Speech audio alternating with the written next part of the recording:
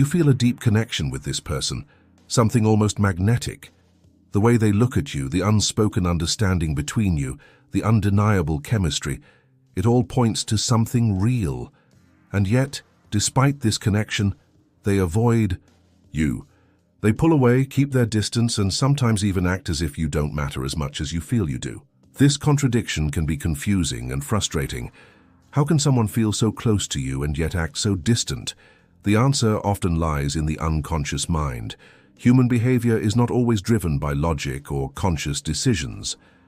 Much of what we do is influenced by deeper hidden emotions, fears, past experiences, and psychological defense mechanisms that shape the way we interact with others. When someone avoids you despite a clear emotional connection, it is likely not because they don't care, but because something within them is reacting to the intensity of that connection in a way they don't fully understand. For some, emotional closeness triggers discomfort rather than security. While healthy relationships are built on trust and openness, not everyone has had experiences that reinforce these qualities. If a person has been hurt before, whether through rejection, abandonment, or toxic relationships, their unconscious mind may associate intimacy with potential pain. As a result, their instincts tell them to pull away, even when they deeply want to stay. This avoidance is not necessarily a conscious decision. They might not even realize why they are behaving this way. Their logical mind might tell them that they enjoy being around you, that they feel safe and happy in your presence, but their unconscious mind is sending different signals, warning them that getting too close might lead to emotional harm. This internal conflict creates inconsistency in their actions. One moment they are engaged, affectionate, and fully present. The next, they are distant, unresponsive, or even cold. The stronger the connection, the more intense this push and pull dynamic can become. If they feel something powerful for you, it might trigger emotions they don't know how to process. They may not have the emotional tools to navigate this kind of closeness, so their instinctive reaction is to put up barriers. These barriers can come in many forms: physical distance, emotional detachment, or even pretending they don't care, as much as they actually do.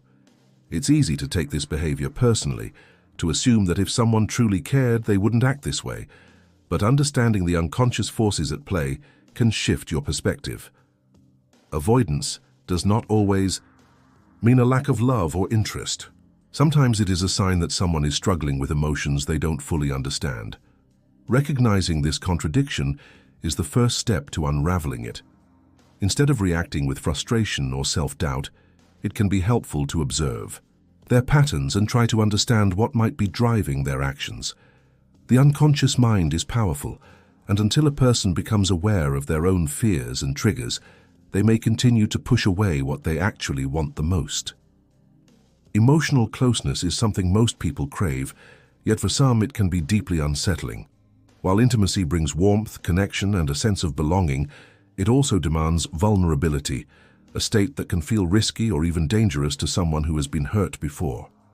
When a person avoids you despite feeling connected, it is often because they fear what true openness requires: the possibility of being seen completely, imperfections and all, without any guarantees of acceptance or security.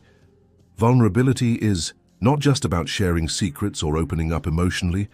It is about allowing someone to get close enough to see the real you. For people who have experienced betrayal, rejection, or emotional pain, the idea of letting their guard down can trigger a deep-seated fear. They may have learned, either through past relationships or early life experiences, that getting too close to someone makes them more susceptible to being hurt. Even if they long for connection, their subconscious mind tells them that closeness is a threat. This internal conflict creates a paradox. They might deeply want to be with you, yet the closer they get, the more uncomfortable they feel. It's not that they don't care, it's that caring too much feels overwhelming. Being vulnerable means relinquishing control, and for some, control is their only defense against potential emotional harm. If they remain distant, if they keep their feelings guarded, they believe they can avoid the pain of disappointment, rejection, or abandonment. This fear of vulnerability often manifests in different ways. Some people withdraw emotionally, shutting down when conversations become too deep or personal. Others keep things on a surface level, avoiding discussions that would require them to express their true thoughts and emotions. Some may even engage in self-sabotaging behaviors, creating distance through arguments, coldness, or avoidance, not because they want to push you away, but because they don't know how to handle the intensity of their own emotions. Ironically, the people who fear vulnerability the most are often the ones who feel the deepest emotions. They are not indifferent, they are just afraid of what those emotions could lead to. If they let themselves fully embrace their feelings, they might lose control. And to them, that loss of control feels dangerous. The stronger their connection with you, the stronger their urge to protect themselves. It's important to understand that this fear is not always rational, nor is it a reflection of how much they value you. It is a deeply ingrained response, often rooted in past pain, that operates on an unconscious level. The more you push them to open up, the more they might resist, not because they don't want to, but because they simply don't know how. The key to dealing with someone who fears vulnerability is patience. Pushing them too hard can reinforce their fears, making them retreat even further. Instead, creating a safe and understanding environment allows them to lower their defenses at their own pace. When they see that closeness does not necessarily lead to pain, they may begin to trust not just you, but the idea that being vulnerable is not as dangerous as they. Our past experiences shape the way we approach relationships, often in ways we don't consciously realize. When someone avoids you despite feeling a strong connection, their reaction may be deeply rooted in past traumas. Painful experiences, whether from childhood, past relationships, or even societal conditioning, leave emotional imprints that influence their present behavior. These wounds, stored in the unconscious mind, create defense mechanisms that operate almost automatically. For many, love and intimacy are not associated with safety, but with potential harm. If they have been abandoned, betrayed, or rejected before, their unconscious mind may register emotional closeness as a risk rather than a comfort. Even if they long for connection, they may fear repeating past patterns. The moment they feel something strong for you, their mind activates old survival instincts. This feels familiar. What if I get hurt again? What if this ends badly like before? This fear can make them retreat, not because they don't want you, but because they are trying to protect themselves from possible pain. Past traumas can stem from various sources. A person who experienced neglect as a child may have learned that emotional needs are rarely met, making them skeptical of closeness. Someone who suffered from a toxic relationship may still carry emotional scars, fearing manipulation or heartbreak. Even witnessing dysfunctional relationships, such as parents who fought constantly or partners who betrayed one another, can create unconscious beliefs about love being dangerous. These experiences condition the mind to associate attachment with potential suffering. One of the most common defense mechanisms that arises from trauma is avoidance.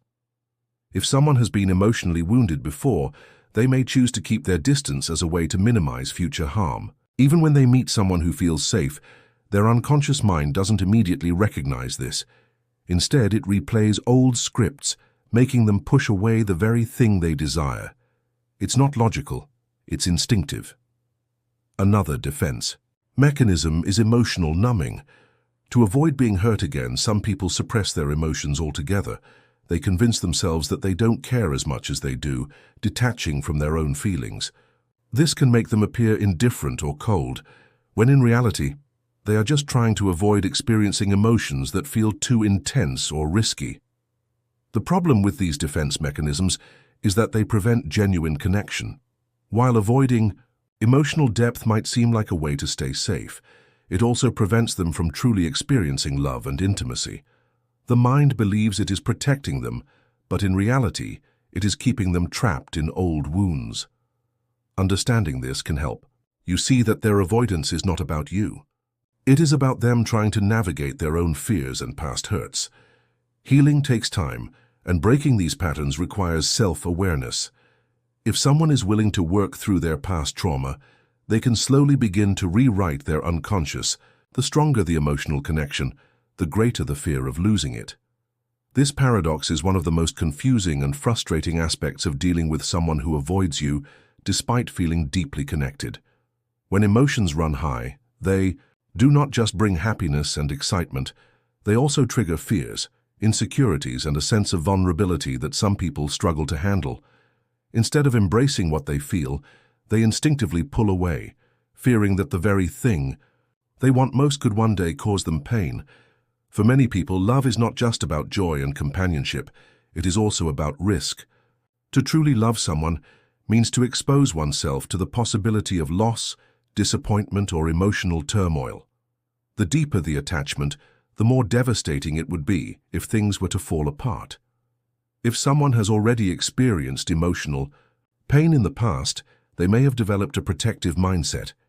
If I don't get too close, I won't get hurt. This subconscious belief creates a self-fulfilling cycle where they sabotage relationships before they can fully develop.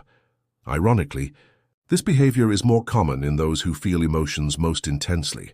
If someone is emotionally detached from the start, they have no reason to fear the loss of a relationship because they are not deeply invested. But when a person feels a powerful connection, their fear response can become overwhelming.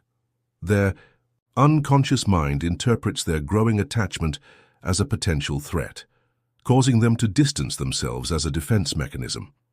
This can manifest in various ways. Some people withdraw emotionally, creating an invisible wall between themselves and the person they care about. Others become inconsistent, warm and affectionate one moment, cold and distant the next. They may even convince themselves that they do not want the relationship at all, even when their actions suggest otherwise. This inner conflict makes them send mixed signals, leaving the other person confused and hurt. One of the most frustrating aspects of this dynamic is that the person avoiding intimacy may not even fully understand why they are doing it. On a conscious level, they may genuinely enjoy spending time with you and feel a deep connection. But on a subconscious level, their mind is warning them to keep their distance, fearing the intensity of their own emotions. This internal tug-of-war often results in self-sabotage, where they push away the very thing that could bring them happiness. The paradox of intense feelings is that the closer someone gets to love, the more they fear losing it. The greater the happiness, the greater the potential for pain. This fear can only be overcome when a person realizes that avoiding love does not actually prevent heartbreak.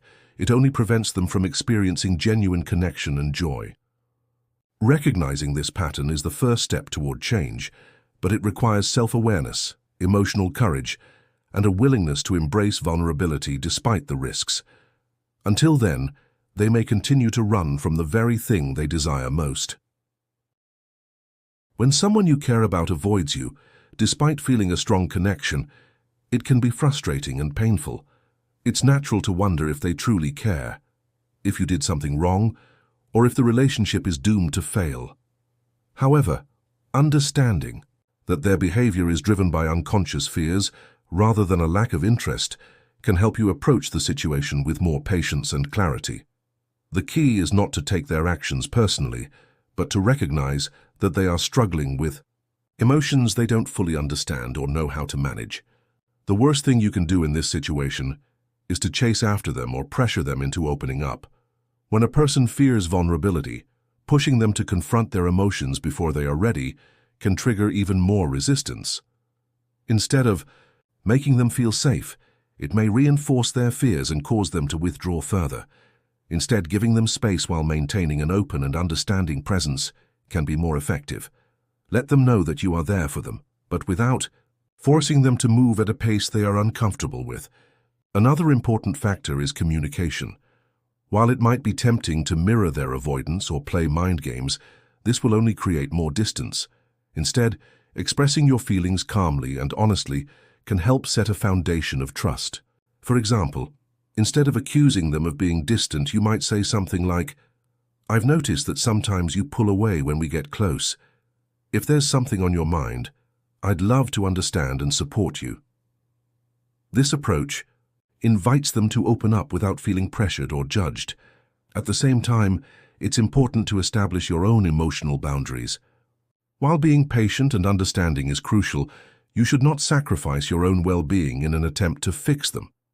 If their avoidance is causing you distress, it's okay to express your needs. A relationship should be a two-way effort, And while their fears are valid, so are your feelings. Letting them know what you need, whether it's consistency, reassurance, or open communication, allows both of you to navigate the relationship in a way that feels healthy. Healing from past traumas and fears of vulnerability is a personal journey that only they can take. No matter how much you care, you cannot force them to confront their emotions before they are ready. What you can do is provide a safe and supportive space where they feel comfortable being themselves. In time, if they are willing to work through their fears, they may begin to trust the connection and allow themselves to be fully present in the relationship. However, if they continue to push you away without making any effort to address their fears, you may need to consider whether the relationship is sustainable for you. Love should not be a constant struggle for validation. If someone is unwilling to meet you halfway, it may be a sign that they are not yet ready for the depth of connection that you are offering. In the end, both people must be willing to face their fears for a relationship to truly thrive.